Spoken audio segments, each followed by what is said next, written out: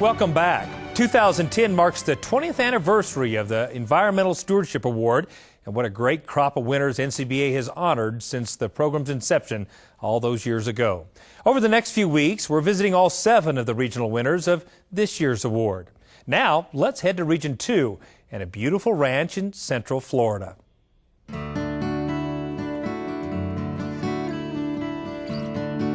On a misty morning in East Central Florida, cowboys are moving cattle in the cool of the day. It's a scene that's been repeated countless times since 1950, when Deseret Cattle and Citrus was founded by the Church of Jesus Christ of Latter-day Saints. Deseret's overarching goal is to be world-class in both cow-calf production and environmental stewardship. We believe the two work hand in hand. The ranch has been in existence now for over 60 years. And in that time, we've developed a great love for the land, a great love for the natural environment. And we plan to manage the ranch in such a way that it's sustainable into the future. It's a place that we love and we care about deeply. Deseret's general manager, Eric Jacobson, leads a crew of about 90 who tend the ranch's cattle, citrus groves, crop, and timberlands. Deseret's cow herd, the largest in the nation, has room to roam as the ranch covers about 290,000 acres in a mix of wetlands, forests, and improved pasture. We have to manage the water, we have to manage the environment, we have to manage all of the natural resources that we've been blessed with here, and they all go together to form an integral part of a successful ranch. We run about 40,000 cows, plus replacement heifers. The ranch is, in a sense, divided up into 13 cow units. Our challenge that we have that is probably unique to Deseret is the population growth in the area in which we operate. This area, East Central Florida, has been one of the more rapidly growing areas in Florida, and it's projected to continue to grow, even to double in population in the next 20 years. Bordering on Orlando and Atlantic Coast communities, Deseret has already had some land taken for future use as an urban landfill, and for the Taylor Creek Reservoir, which supplies water to surrounding cities. The water goes towards the coast over near the Atlantic, supplies water to the city of Cocoa, to city of Rockledge, and also supplies water to the Kennedy Space Center.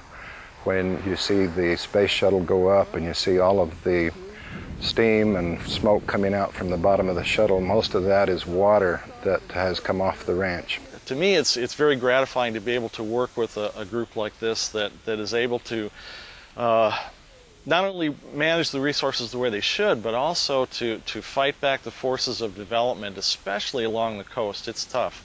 Yeah, over the years, we've worked with NRCS on a number of projects. We work with NRCS on these stormwater retention reservoirs. We've worked with NRCS on conservation plans for the ranch, and on these BMPs, or best management practices. And so our relationship with NRCS over the years has been very valuable. Partners such as NRCS are valuable because water management is an ongoing challenge. In this part of Florida, 55 inches of rain falls, mostly in a 4-month time frame. So the Deseret team has been proactive in protecting water quality and building storage capacity. The Jug Island Reservoir is a 500-acre shallow water reservoir that's designed to work a lot like a wetland. The purpose for the reservoir is to both store and treat stormwater runoff from the surrounding pastures and the citrus groves in this area of the ranch.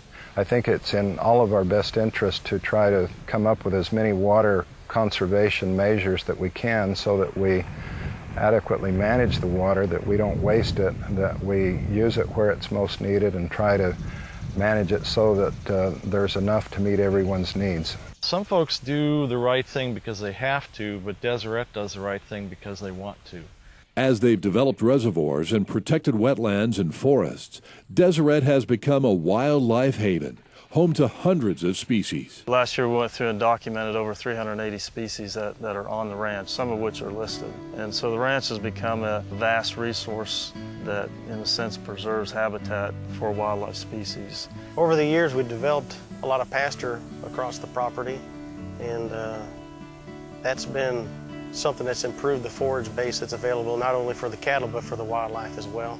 With a visitor center and hosting tour groups, Deseret Cattle and Citrus continually demonstrates how cattle and the land can work well together. And every day, the Deseret team works to ensure this rare open space in Florida remains a healthy, productive resource. Our message to the public is that we focus on long-term sustainability, we focus on good stewardship. Hopefully people can understand how critical these big cow-calf operations are to maintaining open space. I think the real strength of Deseret is the people and the commitment that they have to what they're doing, the commitment that they have to the land. This is where we live.